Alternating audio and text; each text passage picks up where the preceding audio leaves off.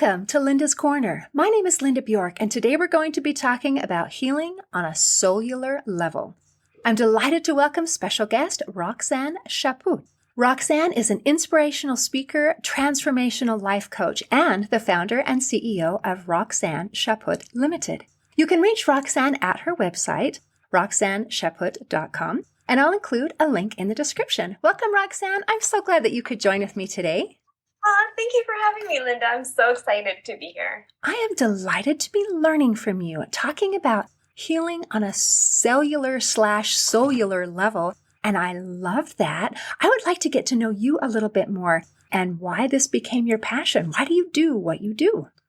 Absolutely. So I just kind of had this deep knowingness inside of me since I was a little girl that I was meant to serve humanity on a greater level.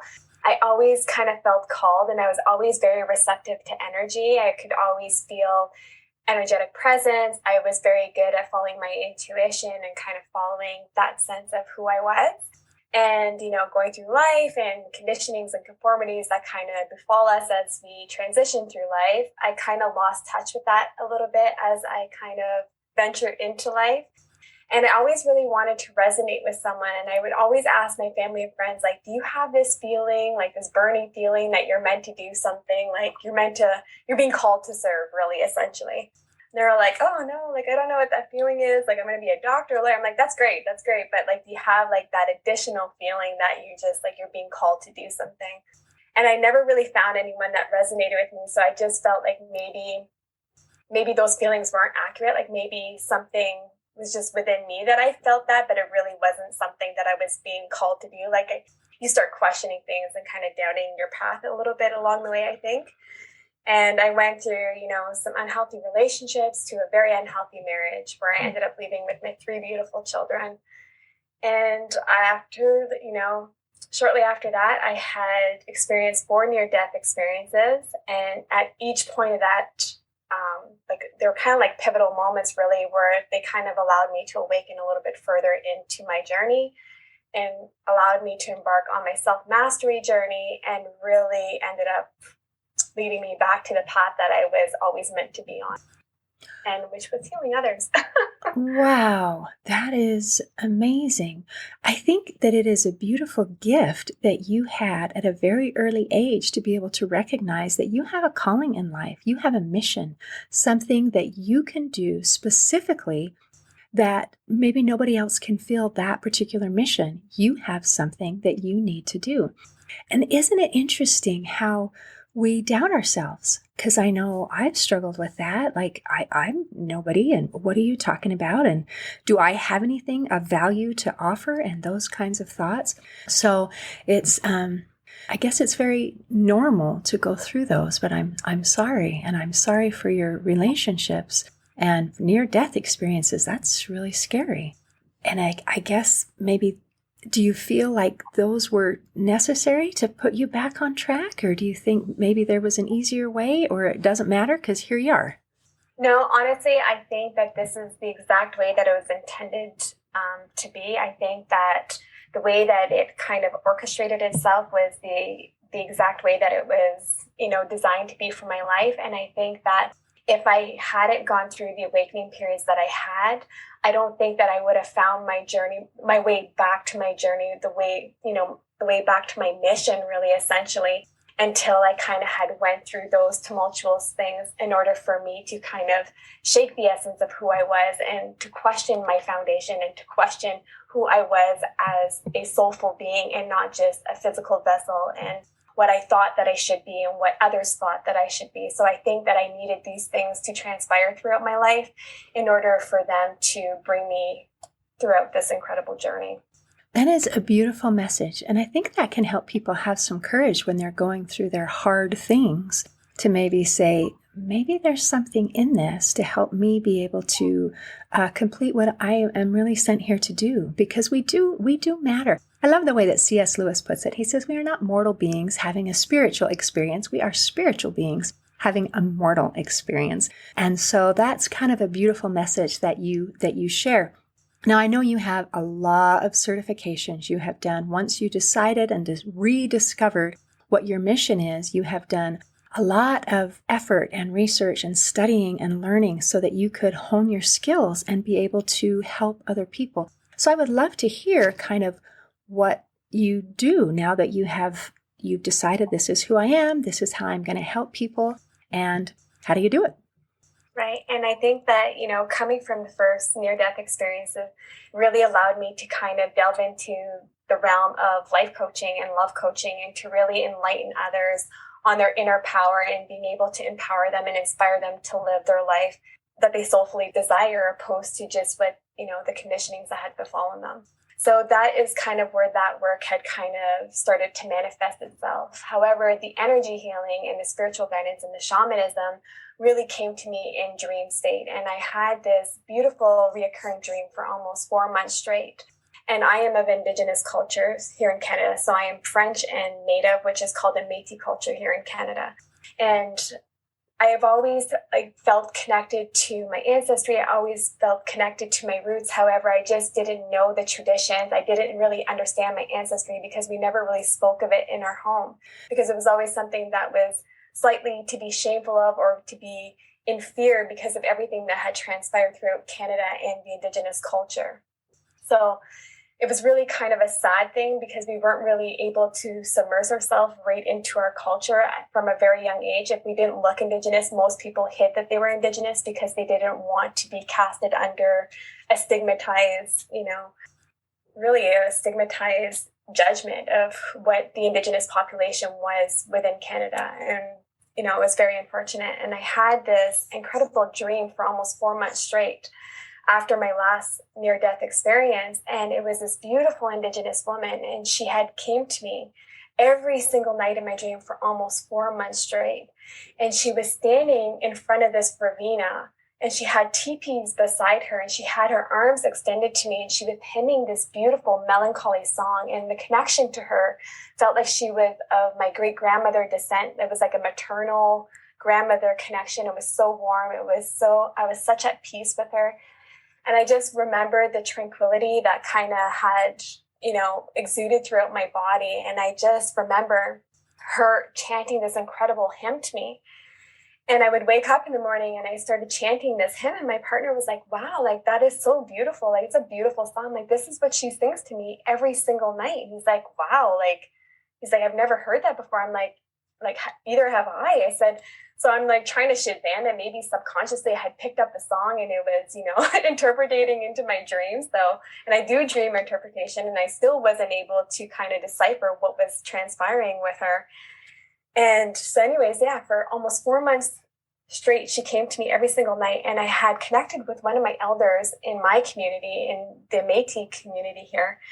And I had told him of my dream, and I told him of the song that she was chanting to me. And he said, oh my goodness, he said, we haven't heard that healing song, like the tribal healing song, for over 100 years in our culture. My great grandfather and my grandfather used to chant this to me, but we never used it as the healing song. And it's been over 100 years. And I was like, oh my goodness, he's like, but it's not the exact same song. It's the intro part of it was the same, but then there was different keynotes that weren't the same as the traditional song. And I was like, well, where would I have gotten that from? And he said, well, she's telling you to come and heal. She's telling you to follow your ancestry and to kind of come to the land, come to heal. And I'm like, come to the heal? Where am I going? What am I doing? I don't fully understand the vision or the dream. And he's like, it's going to come to you. So then I had met with an incredible spiritual guide shortly after, and I was telling her of my dream and of the song that she was chanting to me. She said, she's calling you to the land to heal, the same message that the elder had told me. And she said, you're meant to be a shaman, you're meant to be healing others. And as soon as she told me that, it was like an instant click. I knew right away, but I was like, where am I going? What am I doing? Give me the message. She's like, it'll come to you in dream state. And after that moment, it was just I knew exactly what I was meant to do in that sense, that I knew that I needed to contend with, the lineage of where I came from. I knew that I needed to heal on the grounds that she was kind of sending me through my dreams. And the last night that I received the dream, I had woke up in the morning and I told my partner, I said, listen, I'm being called to come and heal. I need to go to the land and heal. And he was like, oh, okay. And I'm like, it's in the forest. He's like, you're going in the forest by yourself with black bears and wolves with no protection or anything. I'm like, I'll be fine. Like, I'll bring something just to like keep your mind at ease. But I went on this incredible journey, and on this morning, it was pouring rain. Like, it was pouring, like torrential downpour. It's about 2.5 hour drive to this beautiful forest. And I get there and I knew these were ancient healing grounds. Like, I know that these are traditional healing grounds. You can feel the energy. You can feel the vibration from the trees, from the earth, from the water that surrounds it, all the elements really except for fire. It was just such an incredible experience. And I walk upon like this beautiful rock, and I knew it was a healing rock. And I sat on this healing rock and I did a smudging ceremony. So for those that aren't of Indigenous culture or haven't smudged before, a smudging ceremony is ordered to cleanse your energy, cleanse your soul, and to kind of be one with your spirit. And a lot of times you'll burn sage, you'll burn cedar, you'll burn tobacco, you'll burn palo santo. It just depends on the culture. And I'm saging on this incredible rock, and mind you, it's pouring rain. And all of a sudden, a deer, a bunny, a little chipmunk, and there's hummingbird flying from tree to tree. And I was like, wow, that's really strange, because hummingbirds don't usually fly when it's pouring rain. Like when it's drizzling, you'll see them still flying, but not when it's pouring rain like that. And I'm sitting on this rock, and after almost 4 hours, the rock was damp when I got there. Like the moss on it was damp, like it had been exposed to like the rain. And I realized after almost 4 hours of being there that not one single drop of rain hit me the entire time that I was there. And as I was there, it was like I was reconnecting to my soul. I was reconnecting to my ancestry. It was such an incredible experience. Like, I literally just cried for over like 8 hours probably that day. And it was just such an incredible experience. And after that moment, I knew that I felt it. I was never going to be the same. That dynamic had shifted within me. And I knew that if I could do this for myself, that I needed to do this for others, and that this was what I was being called to do. So then I was like, okay, well, I'm going to put my theory to the test, and I'm going to, trial on my family and friends and use them as guinea pigs. And so, a few of them enlisted, and we went on this incredible journey, and the exact same effect had on every single one of them, and none of their lives were the same after that. So then I knew that I was meant to do that for the world, and that's when I started opening up to clients. That is beautiful. So within a period of just a few hours, you were able to have this just personal transformation, this incredible experience that changed you, kind of transcendental, I guess. And so how are you able to walk somebody else through this process? Yeah, and I think that, it's so beautiful. And I think becoming a shaman is such an incredible gift that we have within us, and being able to calm and stabilize and to clear disruptions and to clear imprints within our energy field. And I think that a lot of us hold our trauma, and I'm sure that that we're a 4-layer being, and we have the physical component that we have our emotional, we have our mental health, and then we have our spiritual health. And a lot of us neglect the spiritual aspect of who we are as human beings, knowing that the spiritual essence of who we are is like literally like the sweet spot of who we are. That is what we are made of. That is the fabrication of who we are. We are energy. We are electromagnetic beings. And a lot of us are just focused on the physical or the superficial aspect of ourselves, which is our vessel.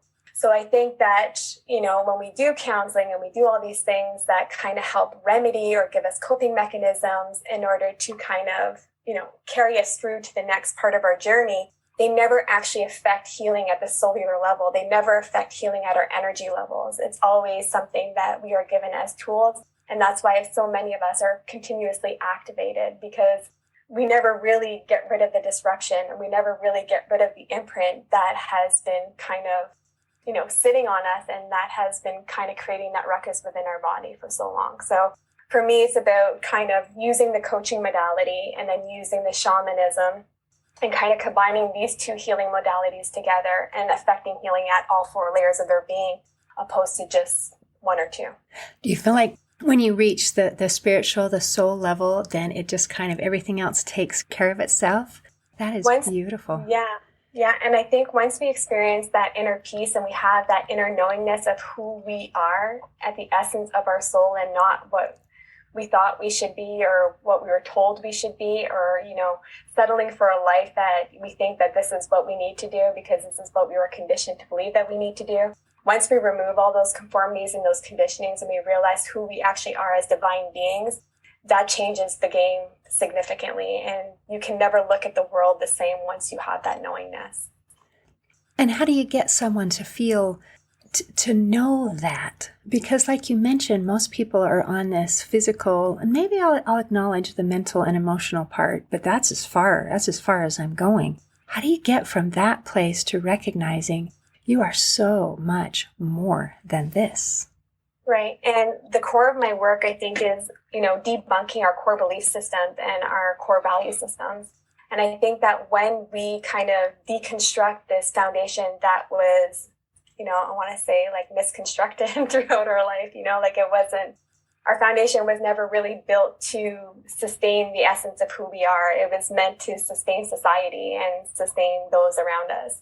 So I think that, the first part of doing any type of healing work is to debunk those core belief systems that interfere with who we actually are as human beings. Because when we come into this world, we're pure and we're innocent. And that's what we love about children. We love their innocence. We love their purity of who they are. However, along their lifetime, they lose themselves. They lose that purity. They lose that innocence because they're losing touch of who they are because they have to be so many other people for other people or so many other people for themselves. So I think that it's important that we are kind of reconstructing the foundation of who we are and really building on the innocence and the purest side of who we are, opposed to the side of us that we really don't like, but we just learned to be that way. So we have to kind of regain that childlike faith in a way. Are you doing anything with your kids to help them be able to maintain that state of being? Always. And I think that it's important to be soulful. I think it's important for my children to be good human beings. I don't allow societal conditions to raise them. I don't believe in the school system structure the way that it is. I think that grades are grades and is something that you need to go through. If my children want to be a volunteer for the rest of their life and they want to give their heart and they want to serve humanity, I will support them. And these are conversations that I have with them, is to follow their soul, to always follow their intuition, and to follow their guiding voice, because we lose that along the way with all the noise that surrounds us. So that to me is very important as being a parent, is allowing them to trust themselves and to trust their intuition and to trust their knowingness within them. And that they don't need to do anything to appease anyone else. They need to do something to appease their soul and to appease their own fulfillment and happiness. I love that. And I am so fortunate that I get to talk to people from around the world that come from different backgrounds and different approaches to a very similar message, that we need to be able to be true to ourselves, that we need to be able to just let go of the expectations of the world and follow some people call it our spirit, some people call it following your gut, some people call it following your intuition, inspiration, many different names, but a similar kind of a story where it feels like there's messages coming from so many sources so we can reach different people. Like this person might listen to it from this direction, and that person might listen to it from this direction. And the message is that there's more to us, and trust that feeling that is inside. I love that. That's beautiful. And I know you teach about self-awareness. And is that how you began to get into that place of becoming self-aware? And what do you do to help people become self-aware? Yeah, and I think, just great to your point, Linda. I think that as a parent, my role is not to own my children's future, and it's not to own their journey. It's not to control their journey, right? And I think that as parents, it is our job to be their guides, is to provide them with guidance, love, support, in order for them to make the great decisions that they need to make in order to have a fulfilled life and a happy life. No child or no human being that I know has been fulfilled with a job that they were told that they should do or that they have to do in order to earn a certain income bracket. Everyone that I see that has true inner fulfillment has followed their guiding voice, their spirit, their soul work. And this is what I want for my children. So I think that that's what's important as parenting, is that we don't own their journey and we don't own what they do with their life. We're just here to guide them through in order for them to flourish to who they actually are. So I love that. And that takes a lot of self-confidence, because our children are in a way a reflection of us. And sometimes parents, without meaning to, they say, oh, my child has to be this level of success because that reflects that I am a good parent, or that kind of thing. And we have to be able to be strong enough ourselves to say, you know what? I am comfortable with me. I am comfortable in my own skin and with who I am and with what I'm doing. And that means that I'm comfortable with you and who you are and what you choose to be, and that these things are good. So that's an excellent reminder. Thank you so much, Roxanne. Right. And I think that, to that as well, is that I feel that being a mother is that the honor where I will receive from my child, where I will feel the most proud, is that they are good human beings and that they are serving humanity. What job title they hold, what income they hold has no significance to me. Cool. Your kids are lucky. Well done. Well done. All right. So how do you help people become self-aware and become into this place? Yeah, I think a lot of it comes from questioning, right? And having that curiosity and being able to feel safe within those, walls, that you are able to question your reality. You're able to question your relationships. You're able to question your friendships. You're able to question your belief system. You're able to question the parenting that you received when you were a child. You're able to question your life's purpose. You're able to question things. And I think a lot of us prevent ourselves from questioning things. And self-awareness comes with questions, right? Because when we ask ourselves those deep, riveting questions, we have to then go and seek those deep, riveting answers. So I think that a lot of it comes with questioning, like, why am I doing this? Why am I working a 9-to-5 job that I feel unfulfilled and I absolutely hate? Why am I married to someone I don't love? Like, why, there's so many questions where we start having that acknowledgement of, building that awareness of who we actually are, opposed to just kind of what has befallen us throughout our entire life. So I think it's just about questioning, why don't I sing anymore? Why don't I dance anymore? Why don't I act like a child anymore? Why can't I show myself to the world anymore? Why can't I show the not so great part of myself to the world anymore? Why do I feel like I can only show the light part of myself? Why do I have to contain my shadow? Why do I have to hide pieces of myself? It's just about questioning those things and asking why you have to do those things. And I love that you're questioning to find an answer, not questioning to search for someone to blame. And I think sometimes that is a trap that people can get caught into, is I'm revisiting my past and I see that this trauma took place or this situation took place. And then the natural thing is, ooh, so it's your fault. And I don't think that that is healing. I think that finding our sources is a very necessary step to becoming self-aware. But then it requires an element really of forgiveness, of, okay, so that's where it started, but let's let that go and then move to the next step. So do you teach about forgiveness? Is that part of the healing process? Yeah, and that was a really important certification for me to attain, is that I believe that forgiveness to ourselves and forgiveness to others is one of the most crucial pieces of our life's journey.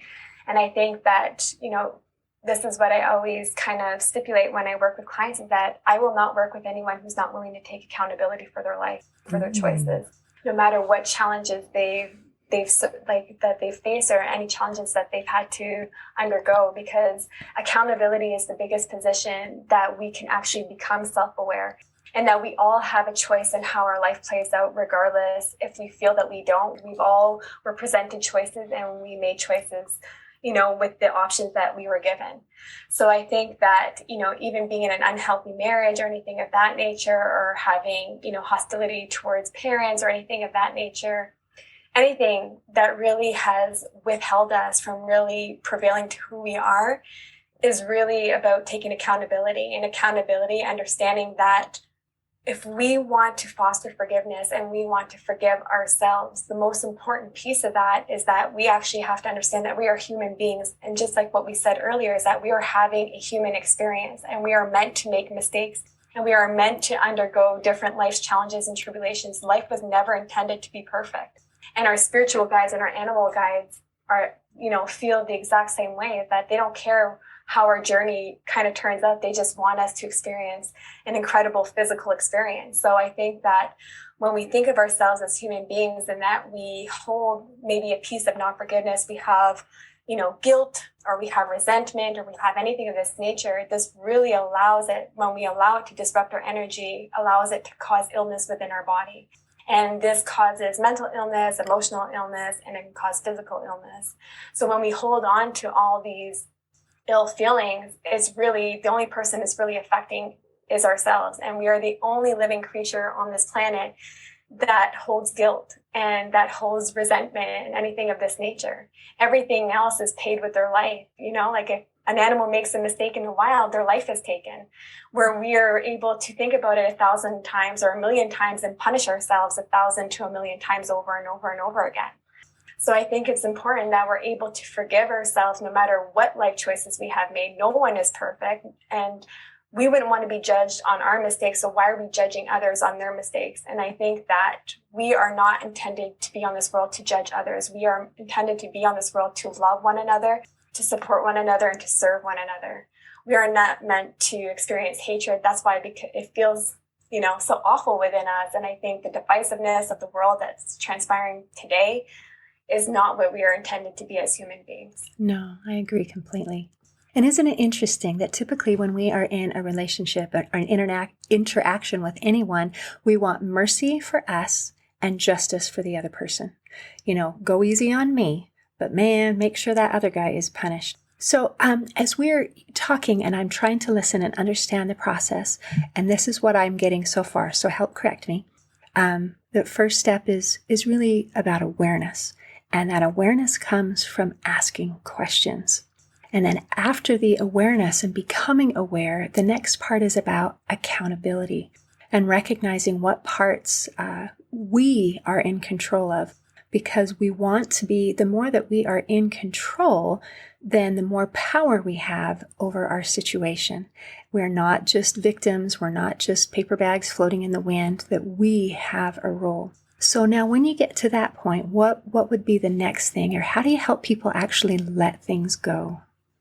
Yeah, and I think that's great. And I think that forgiveness and accountability is such a significant component when we are healing at any layer of our being. And I think that once we're able to have that understanding that we are divine beings, and this is, it was a hard learn for me, to be honest with you. It was hard to not hold resentment or hold, animosity towards my ex-husband for the way that the marriage had derailed. And really, I had to take accountability for that. And I had to realize that I enabled the behavior. Like, I did have a role to play in it. So he wasn't only at fault, and he had his own childhood trauma that he was bringing into a relationship. He wasn't healed coming into a relationship. So I also have to understand and have empathy for this person being a human being, that they weren't given the tools. They weren't equipped to understand that. So I think that when we realize that we are divine beings and we are divine creatures, and that we are meant here to love one another, and we're able to release that in order to have inner peace instead of hostility within us, that is when we are on the men really to really release everything that kind of has, been constraining us from living our life. And isn't that beautiful? And it sounds simple, and yet it's challenging to do, but the steps really are simple to heal on this cellular/soul-ular level. And then things tend to take care of themselves. Thank you. That is a beautiful message. Roxanne, is there anything that you want to make sure that we cover before we close today? Yeah, I just think it's an important message out there, that to make sure that you don't live this life without finding your purpose, that everybody has gifts, everyone has incredible abilities within them. It doesn't matter, what has transpired throughout your life. It doesn't matter what challenges and what tribulations you have endured throughout your life, that we all have, an incredible magic and incredibleness that lies within us, and it's meant to be shared with the world. And thank you for sharing yours. I really appreciate it. And thanks for visiting with me today. Thank you, Linda. In closing, I'd like to share a quote by Gary Zukav. He said, "Eventually, you will come to understand that love heals everything, and love is all there is." Today, I invite you to allow love and light to heal you at a cellular level. See you next time on Linda's Corner. Thanks for listening. If you enjoyed this episode of Linda's Corner, please share and subscribe to help us reach new listeners. I also invite you to check out my nonprofit, Hope for Healing, at the website hopeforhealingfoundation.org for free ebooks and other free resources to help increase happiness, build confidence and self-esteem, strengthen relationships, manage stress, and calm feelings of depression and anxiety. I also invite you to grab a copy of one of my books, like Crushed, A Journey Through Depression, or Amazon bestseller, You Got This, an action plan to calm fear, anxiety, worry, and stress. See you next time on Linda's Corner.